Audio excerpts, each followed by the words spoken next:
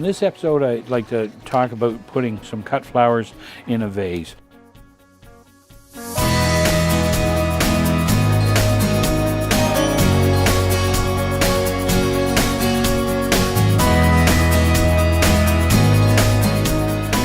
good sharp knife is always a bonus. A pair of good pruners helps.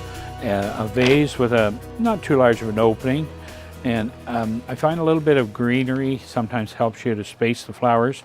So if we start off with a mixture, we'll just put some greenery together and form a base that helps to hold the flowers in place.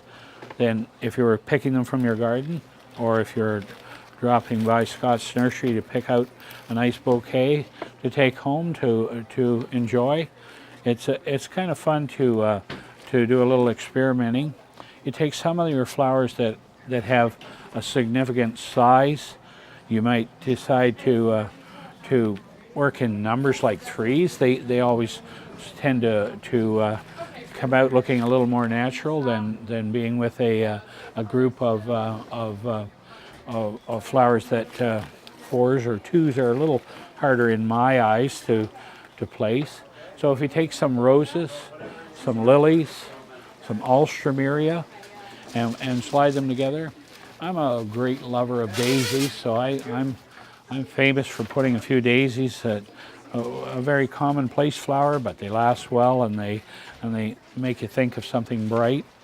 So I would work along those lines to make a bouquet look interesting. And again, the greenery are here just to sort of help support and separate the flowers that we're using. If you cross the stems as you put them together, you get the shape that you're looking for, and then at the base of it, we just trim off some of these so that they're at the appropriate height for the particular vase we're putting them in. And we just slide those down into the vase, and as simple as that, we have a very presentable bouquet that's got fresh water. It'll stand up well. Some folks like to really use some vibrant colors. You can go beyond something like this and put in some, I guess with more gray hair, I prefer to have my colors brighter than some, but I certainly we could do a very light pastel bouquet, or we could go with something that's bright like this. And if you're a ribbon lover, then it never hurts to finish off with a little bit of a sheer wrap around the base, a kind of just a extra touch. Not everyone likes a ribbon, and if you have a beautiful vase, you don't want to hide it, but we can have a really simple bouquet in a matter of just moments. Yeah, when you put a completely different color in, it gives you a different look. The carnations added with the roses, lilies, alstroemeria, and daisies. Just putting in a different shade sometimes changes the whole look of the arrangement. Kelsey, what are you doing here today? I'm making a nice spring arrangement here. Someone cover me up front. A little different than what you did. This one's an oasis foam, so that's saturated before we put that in there.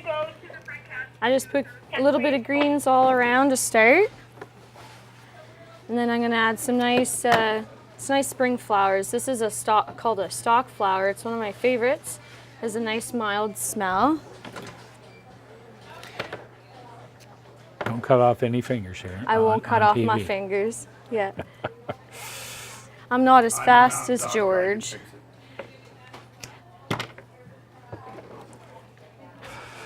So you're putting in the stalks for the height, and this would be a one-sided arrangement you're making. Is that the idea? It's going to be one-sided for. This is going to go on someone's desk. Is what they wanted. A tabletop kind of idea.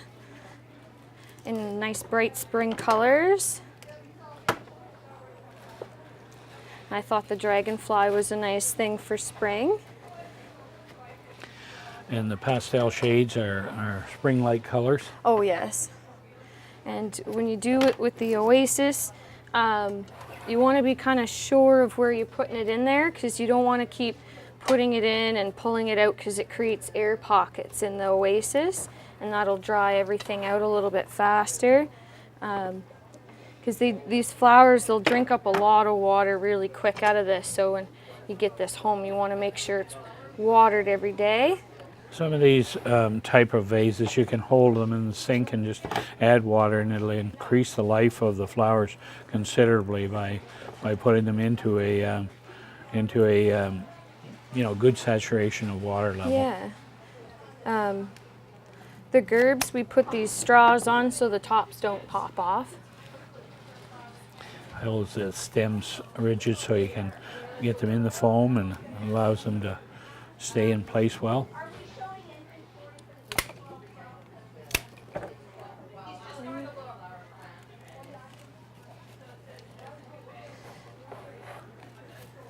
Where did and I was gonna put just one single orchid. When we do the orchids, we put them in their own little water pick, because they last a long time, but they have very short stems, so it's easier to put them in a pick like that.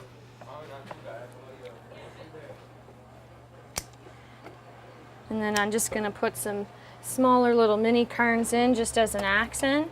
Bring all the colors together.